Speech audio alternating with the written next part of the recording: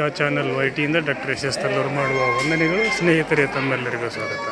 ನಾನಿವತ್ತು ಜಾಲಿಕಟ್ಟಿ ಬಸವಣ್ಣನ ಒಂದು ದರ್ಶನ ಮಾಡಿಸಲಿಕ್ಕೆ ಈ ಶ್ರಾವಣ ಮಾಸದಲ್ಲಿ ತಮ್ಮನ್ನು ಕರೆದುಕೊಂಡು ಹೋಗಲಿಕ್ಕೆ ಬಯಸಿದ್ದೇನೆ. ಸ್ನೇಹಿತರೆ, ಇವತ್ತು ನಾವು ಈ ಸವದತ್ತಿ ತಾಲೂಕು ಅಂದರೆ ಈಗಿನ ಯರಗಟ್ಟಿ ತಾಲೂಕಿನ ಜಾಲಿಕಟ್ಟಿ ಬಸವಣ್ಣನ ಒಂದು ದರ್ಶನ ಮಾಡಲಿಕ್ಕೆ ಬಂದಿದ್ದೇವೆ. ಈ ಒಂದು ದರ್ಶನ ಭಾಗ್ಯವನ್ನು ಕನ್ನಡಿಗ ಚಾನಲ್ ವೈಟಿಯ ವೀಕ್ಷಕರಿಗೂ ತಲುಪಲಿ ಅನ್ನುವಂಥ ಒಂದು ಸದುದ್ದೇಶದಿಂದ ಈ ಒಂದು ಸಂಚಿಕೆಯನ್ನು ಮಾಡ್ತಾ ಇದ್ದೇನೆ. ಇದೆ ಜಾಲಿಕಟ್ಟಿ ಬಸವಣ್ಣನ ಒಂದು ದೇವಸ್ಥಾನ.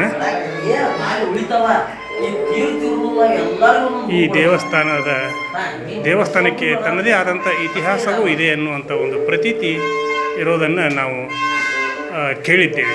ಯಾಕಂದರೆ ನಾವು ಚಿಕ್ಕವರಿದ್ದಾಗ ಬರ್ತಿದ್ದೀವಿ ಇಲ್ಲಿ. ಅವಾಗ ಇಷ್ಟೊಂದು ಅಭಿವೃದ್ಧಿ ಪಡಿಸಿದ್ದಿಲ್ಲ. ಈಗ ಈ ಒಂದು ದೇವಸ್ಥಾನ ಜಗತ್ಪ್ರಸಿದ್ಧ ದೇವಸ್ಥಾನ. ಇದು ಈ ದೇವಸ್ಥಾನದ ಎಷ್ಟು ಕಥೆಗಳು ಇವೆಯೋ ಅದನ್ನು ಹೇಳಲಿಕ್ಕೂ ಕೂಡ ಅಸಾಧ್ಯ. ಹೀಗಿರುವಾಗ ಇಲ್ಲೇ ಇರತಕ್ಕಂಥ ಅರ್ಚಕರನ್ನು ಕೂಡ ಈ ಸಂದರ್ಭದಲ್ಲಿ ನಾನು ಮಾತಾಡಿಸ್ಲಿಕ್ಕೆ ಪ್ರಯತ್ನ ಮಾಡ್ತೀನಿ. ಇವರೇ ಪರಮಾತ್ಮ.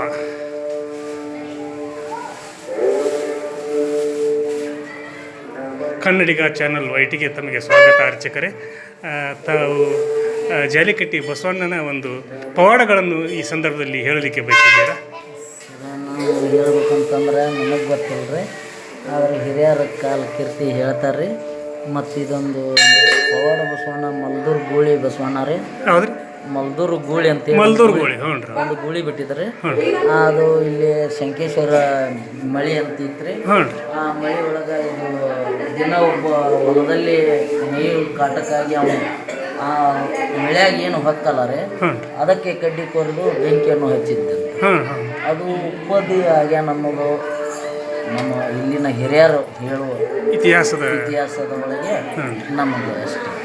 ಆದರೆ ಈಗ ಮಾತ್ರ ಈಗ 10 ವರ್ಷದಿಂದ ಈಗ 30 ವರ್ಷದಿಂದ ನಮ್ಮ ಏನೂ ಅಷ್ಟೊಂದು ಇಂಪ್ರೂವ್ ಇರೋಕ್ಕಿಲ್ಲ. ಆದರೆ ಈ ಸಲ ಮಾತ್ರ ಎಲ್ಲರೂ ಜಗತ್ತ ಪ್ರಸಿದ್ಧಿ ಬಸವಣ್ಣ. ಧನ್ಯವಾದಗಳು ಗುರುಜಿ.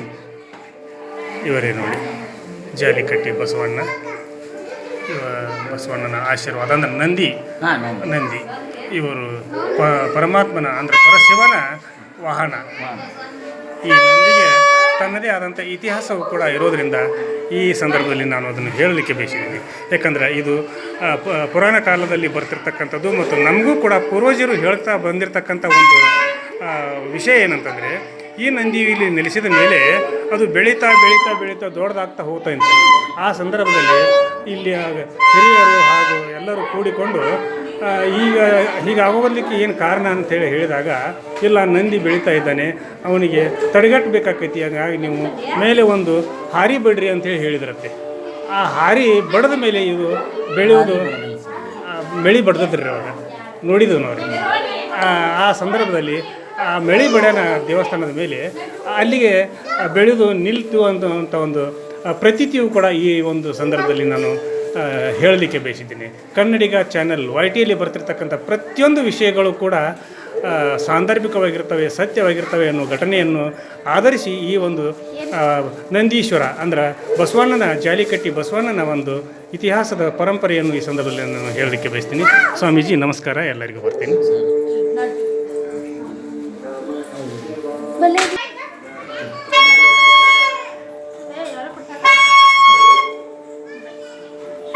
ಪೂಜ್ಯ ನಂದೀಶ್ವರನ ಪ್ರಸಾದವೂ ಕೂಡ ಕನ್ನಡಿಗ ಚಾನಲ್ ವೈಟಿಯ ನನಗೆ ಸಿಕ್ಕಿದ್ದು ಇಡೀ ಕನ್ನಡಿಗ ಚಾನಲ್ ವೀಕ್ಷಕರಿಗೆ ಹಾಗೂ ಸದ್ಭಕ್ತರಿಗೆ ಎಲ್ಲರಿಗೂ ಸೇರ್ತಕ್ಕಂಥ ಒಂದು ಪ್ರಸಾದ ಅಂತೇಳಿ ನಾನು ಸ್ವೀಕಾರ ಮಾಡಿ ಭಗವಂತನಲ್ಲಿ ಪ್ರಾರ್ಥನೆ ಮಾಡ್ತೀನಿ.